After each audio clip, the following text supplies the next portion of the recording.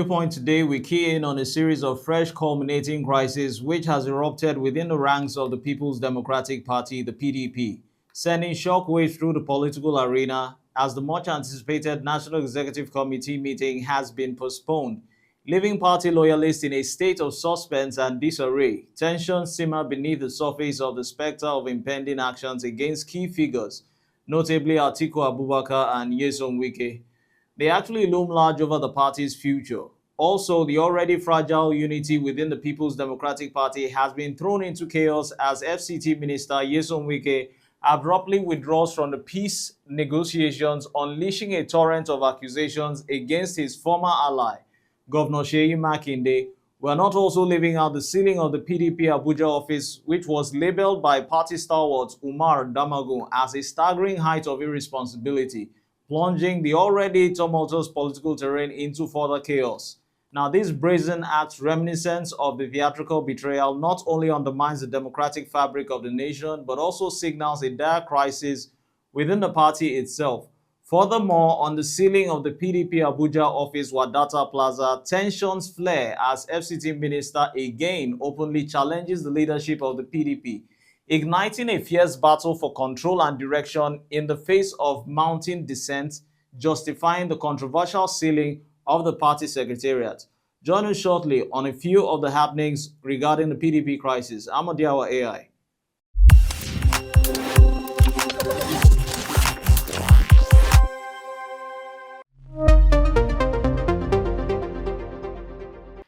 You're welcome back. Now, in a shocking turn of events regarding the PDP crisis, the PDP had announced the postponement of its much-anticipated 99th National Executive Committee meeting, casting a cloud of uncertainty over the party's future and its ability to address the growing rifts among its leadership.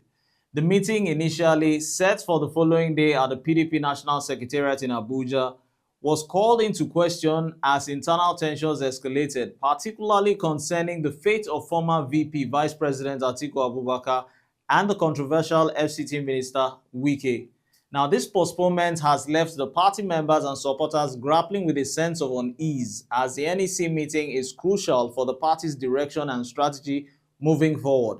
Now, in a statement issued by its National Secretary, Samuel Anyanwu, the party cited the need to allow the Reconciliation Committee to be led by former President Bukola Saraki to fulfill its mandate. Now, this decision raises eyebrows and drops jaws and sparks speculations. Now, might I ask, is the party merely delaying the inevitable clash within its ranks, or is it the fact that there is a genuine effort to mend the fractures that threaten its cohesion? Now, at the heart of this crisis lies the contentious relationship between Atiku Abubakar and Nyesom Wike. Both figures hold significant sway within the party, but their opposing views and ambition have led to deepening divides. Atiku, a seasoned politician and the party's presidential candidate in the last election, is seen by some as a stabilizing force, while Wike, known for his fiery rhetorics and unwavering stance on various issues, has emerged as polarizing figures. The tension between these two leaders has reached a boiling point, and the NEC meeting is expected to confront these issues head-on. Now, with the postponement now in effect, many may be left wondering what this means for the party's unity. Will the Reconciliation Committee be able to bridge the gap, or will it merely serve as a temporary band-aid on a festering wound? Food for thought, might I say. The PDP needs to actually present a united front as it prepares for the upcoming elections, which inches closer, and any further delays could actually jeopardize its position on the political scene. Now, as the party navigates its turbulent times, the response from members and supporters or stakeholders alike will actually be crucial. Will they rally behind the leadership and support the reconciliation efforts, or will frustration and disillusionment take roots? The unfolding drama within the PDP is just a matter of internal politics, and it has a broader implications for the opposition's ability to challenge the ruling party effectively. Now, looking at it further, the postponement of the NEC meeting has left many questions unanswered. When will the new date be announced? What steps will be taken to address the grievances of the party members? And most importantly, can the PDP overcome this crisis and emerge stronger, or is it on the brink of further division? Now, these are three salient questions to be visited. One thing actually remains clear. The political ring is charged retention, and the actions taken or not taken might be that by the PDP in the coming days will be closely scrutinized.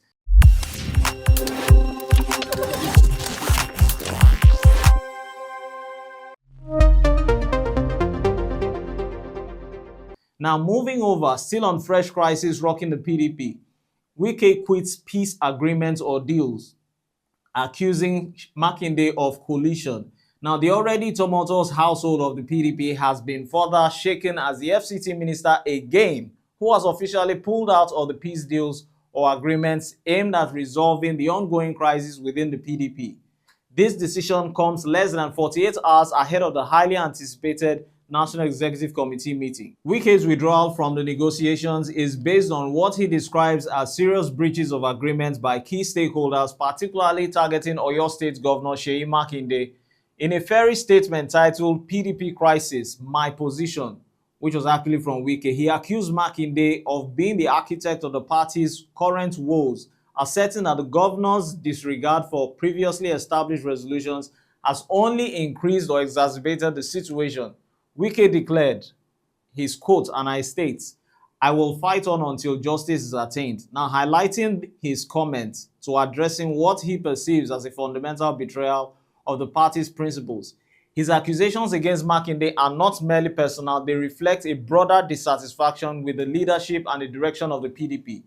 Wike has made it clear that he believes the non-adherence to agreements is the root cause of the party's dysfunction, and he holds Makinde as the chief perpetrator of this anomaly. FCT Minister, on his own part, his statements outline several key points regarding the agreements that he insists must be respected by all party members, affirming the Senator Samalayan, who actually remains the rightful National Secretary of the PDP, in line with the recent Supreme Court judgment. Furthermore, Wike emphasized the necessity for the National Legal Advisor to withdraw all legal matters concerning Rivers State and to promptly revoke the suit regarding the state of emergency.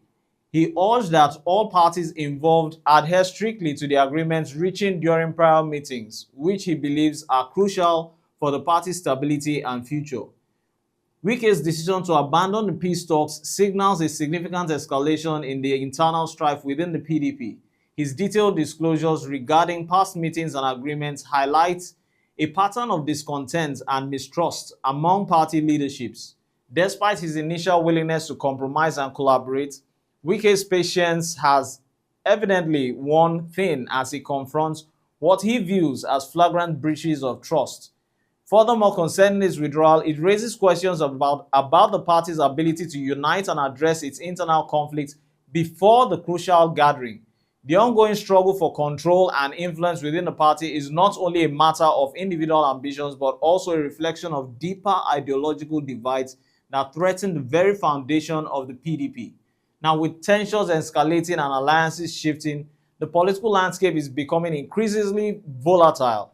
His fierce commitment, now I mean Wike, to his cause and his willingness to speak out against perceived injustice may resonate with a faction of the party, but is also risk deepening the rifts and complicating efforts for reconciliation.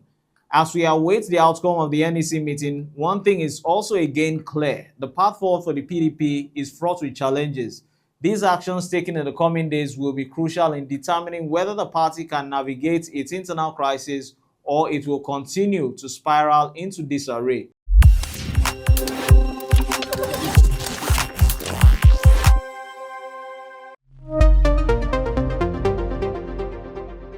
Going over now to a most crucial matter which has to do with the sealing of the office, the PDP office. The PDP finds itself at the center of this fresh or another series of fresh crises as its Abuja office had been sealed by the FCTA, the Federal Capital Territory Administration. This shocking move has triggered an uproar within the party, with acting national chairman Damagun labeling the action as the height of irresponsibility. He addressed a particular gathering of the party faithfuls following the adjournment of a crucial national caucus meeting, where the atmosphere was charged with tension and concerns for the party's future. The meeting which he held was attended by the members of the NWC, the National Working Committee, and 8 of the party's 10 governors, signaling the gravity of the situation. Now, among these governors were Bauchi, Plateau, Osun State, Oyo, Enugu, Taraba, and Zamfara. Likewise, also Adamawa. Notably absent were governors of Akwa Ibom and Bayelsa State, of course, which is evidently clear, raising concerns about the unity within the party. Damagun's passionate address underscored a growing frustration among party leaders, characterizing the sealing of the PDP office as an affront not only to the party but to democracy itself. Now, he quoted and states, "How can we allow such an act of blatant disregard for our rights as a political party?" Now, his voice resonated through the crowd. His remarks were met with the applause from supporters, probably fanatics likewise, who are increasingly alarmed by the challenges facing the PDP. Now, as the crisis unfolds, the absence of key figures such as the Akwa Ibom State Governor and Bayelsa State Governor raises questions about inter-party cohesion. Their silence during the critical juncture may suggest underlying tensions that could complicate the party's efforts to present a united front against the ruling party, the APC. This sealing of the PDP office is not merely a logistic issue, it is a symbol of the broader struggles the party actually faces as it grapples with political opposition and also internal discord. The party's leadership is now tasked with addressing both external pressures and internal divisions, a dual challenge that could determine its fate in the 2027 elections. As the situation develops, the future of the PDP hangs in the balance. Coming days are crucial, or coming months will be crucial. And the actions taken by Damagun and his fellow leaders will be crucial in shaping the narrative of the party going forward.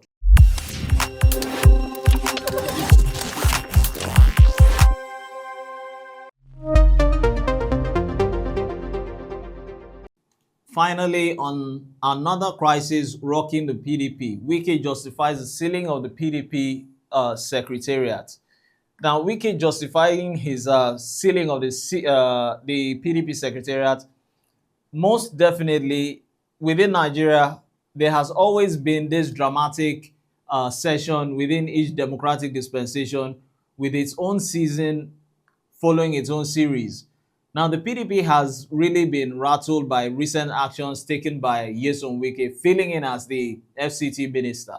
He has fulfilled his earlier threats to seal the National Secretariat of the PDP along with nearly 5,000 other properties that have allegedly violated the law concerning the payment of ground rent.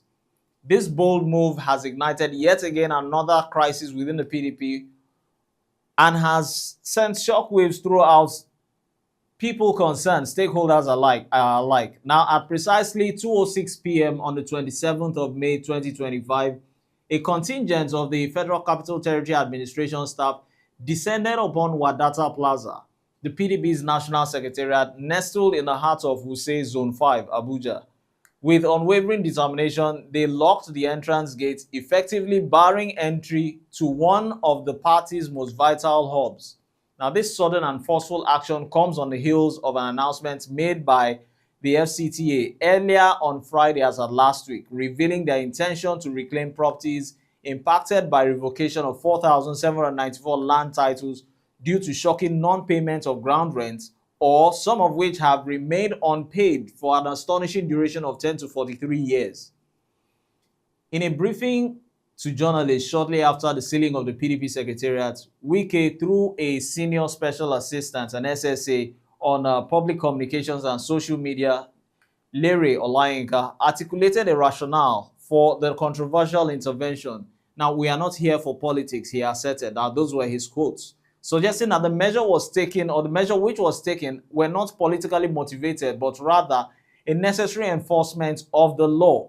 Now, his commitment has actually sparked intense debate among party loyalists and analysts alike, raising questions about the motivations behind such a drastic course of action. The implications of this closure extend far beyond mere inconvenience for the PDP, the party, once a dominant force within the Nigerian politics. It now finds itself grappling with internal discord and external pressures.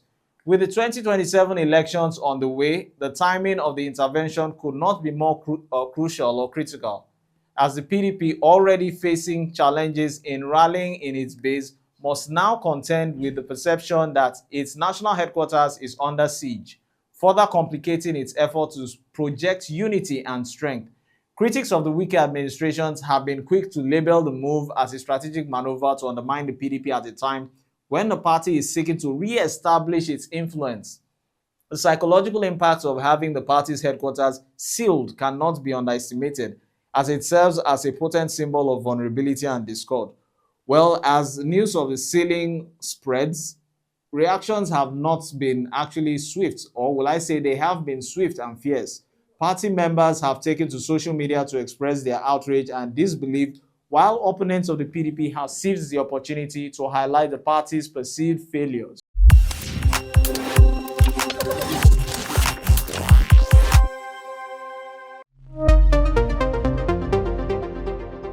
Now, in the coming days, conclusively speaking, the PDP must navigate these turbulent tides and chart a path forward. Will they rise to the challenge and reclaim their narrative, or will they falter under the weight of the latest blow? That will be all today on Viewpoint regarding the PDP crisis, which have actually been fresh, inching ears. I've been your host, Odeawa AI.